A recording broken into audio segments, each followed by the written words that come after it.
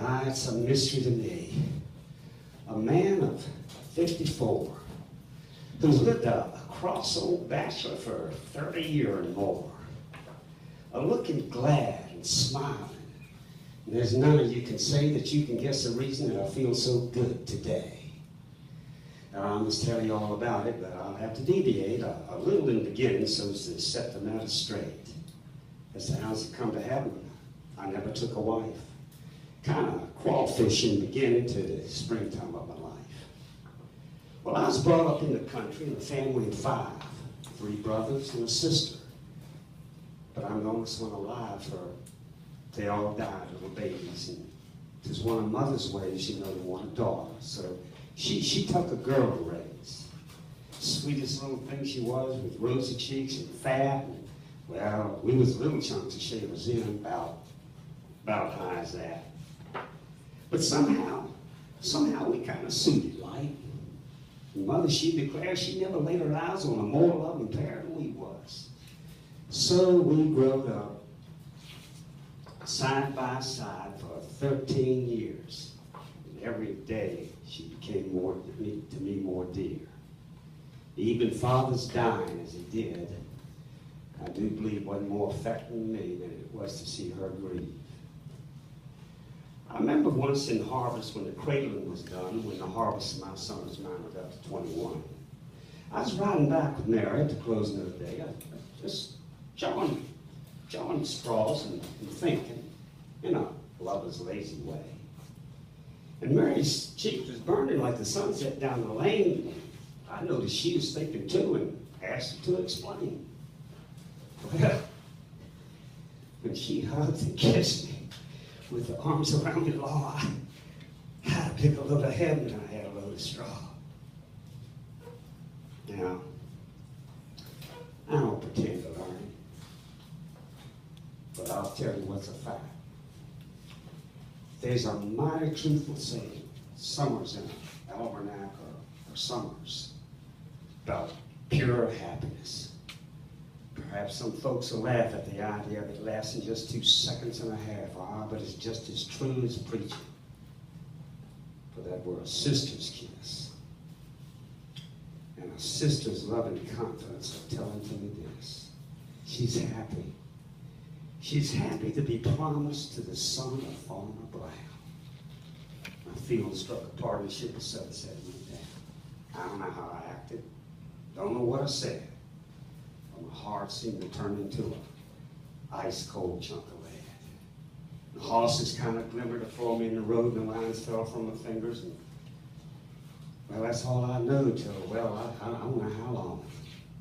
There's a dim remembrance of the sound of snorting horses and a staking rider fence whizzing by and wheat sheaves dancing in the air and Mary screaming murder and running down to where I was laying by the roadside with the wagon upside down, leaning on a gatepost with its wheels whirling around. And I tried to raise the meter, but I couldn't. The bad notion coming to me that I had a broken leg. Well, the women nursed me through it. But all the time I moaned. Instead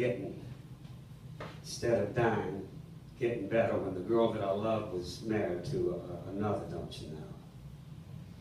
My feelings was as rebellious as the folks was good and kind when Brown and Mary married. Must have, I don't know, must have rather been my mind was kind of out of kilter. But I hated Brown, you see. Hated him worse than poison. And the fellow little crutches out for me. And did 1,000 little acts of kindness and respect. And me wishing all the time that I could break his neck. My relief was like a mourner's when the funeral was done, when they moved to Illinois in the fall of 41. And I went to work in earnest. I hadn't much in view except to drown out recollections, and well, it kept me busy too. But I slowly thrived and prospered till Mother used to say she expected to get to see me a wealthy man someday. And I think how little riches was compared to happiness. And who'd be left to use it when I died? I couldn't guess. But I still kept speculating and again, year by year, till I'm paying half the taxes in the county by the year.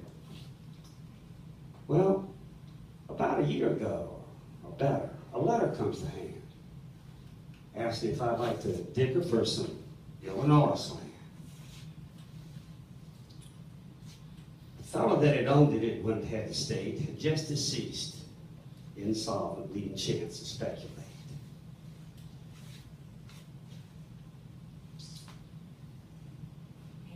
And then it closed by saying, Oh, thank you. And then it closed by saying, I better come and see. Well, I've never been west anyway. Most too wild for me. I almost had the notion, but a lawyer here in town said I'd find myself mistaken if I come to look around. So I bids goodbye to Mother, and I jumps aboard the train, thinking what I'd bring her when I come back home again. And if she'd have had an idea what the present was to be, I expect it's more than likely she'd have went along with me. You know, cars is awful teachers riding. It all goes so fast. But finally, they called out my stopping place at last.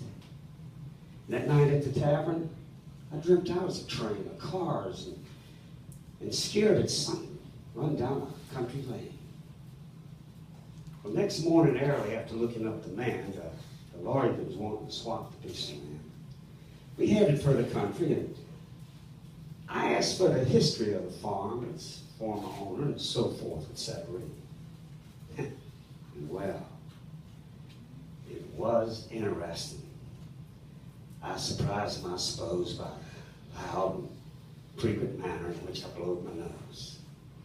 And his surprise was greater when I hugged and kissed the widow when she met us at the door. It was Mary. There's a feeling of hiding down here. Close. I can't explain it, nor ever make it clear. This is with us at that meeting. I don't want you to forget.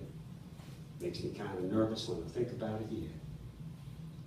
Well, I bought that place and deeded it afore I left town with title clear to castles in the skies to Mary Brown. And furthermore, I took her and the children, for you see, they'd never seen the grandma. So I took them home with me. So now you've an idea why a man of 54, who's lived a cross old bachelor for 30 years and more, is looking glad and smiling, and I've just come to town to get a pair of license for a marriage.